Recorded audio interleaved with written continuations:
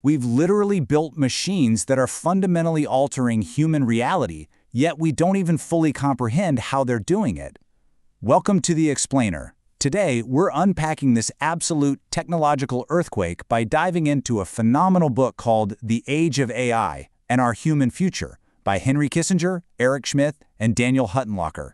We're going to explore a profound paradox and take a journey into how our understanding of the world is changing forever. So let's jump right in.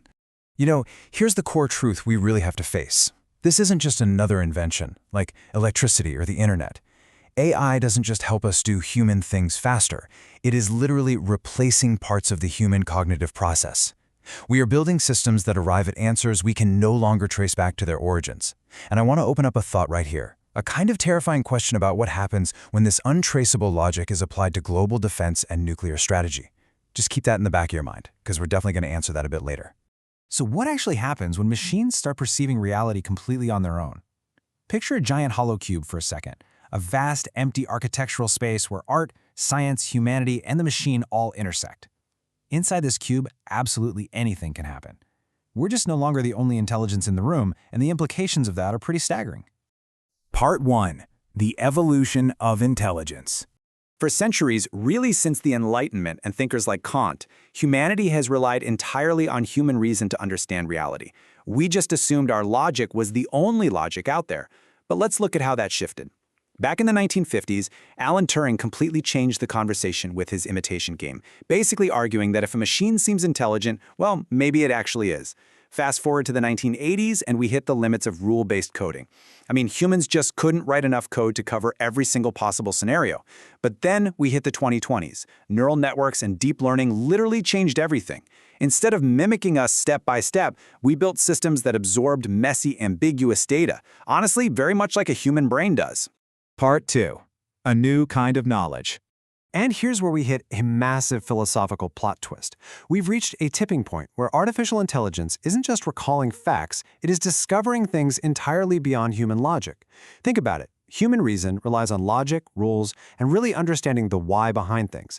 AI intelligence, though, relies entirely on data and pattern recognition. It doesn't know why an antibiotic works or why a specific chess move is good. It just recognizes the mathematical pattern that leads to a win. It's achieving pure knowledge, but without any of the human context. To put this into perspective, let's look at AlphaZero. When it was trained to play chess, it wasn't fed thousands of historical games. Nope. It was just given the basic rules and told to play against itself. In 4 hours, just 4 hours, it became the greatest chess player in history. It completely stunned grandmasters, not because it calculated faster than them, but because it made moves no human mind would ever even conceive of. It reinvented the game from scratch. It proved, without a doubt, that AI is no longer constrained by the limits of established human knowledge. Part 3. Platforms and global politics. So moving from the chessboard to our everyday lives, how is this new intelligence reshaping our world right now? Well, AI is already curating our reality. Take social media algorithms, for instance. They're essentially AI models optimizing for engagement. Now, they give us incredible convenience and perfectly tailored content, but there's a serious dark side here. In optimizing for our attention, these algorithms inadvertently allow sensational misinformation to spread like wildfire. They create these massive echo chambers, shaping global politics and driving societal division, all simply because the AI recognized a pattern. Anger drives clicks. Part 4. The future of global security. Now, if algorithms can accidentally destabilize society, what on earth happens when they are intentionally weaponized? Let's close that loop from the beginning of our explainer. The reality of global defense right now is terrifying. During the Cold War, deterrence relied on overt communication. Everyone basically knew what the threats were. But with AI cyber warfare, the threat is completely opaque. Attacks are camouflaged as simple system errors. Think of malware like Stuxnet. Once an autonomous cyber weapon is unleashed, it just expands on its own, finding vulnerabilities its own creators didn't even know existed. It is a wildly unstable paradigm. Which leads us directly to a really chilling question. Can we actually trust an opaque AI black box to make life-and-death military decisions? Imagine an AI coordinating drone swarms or managing targeting weapons. What if it misinterprets a weird trick of the light on a camera lens and launches a catastrophic strike? Because it acts so much faster than human thought, there would literally be zero time for human intervention to stop it. We absolutely cannot let our diplomacy fall behind our technology here. To handle this, there are some absolutely vital steps for AI arms control. Rival nations have to establish regular communication, just like they did with nuclear arms.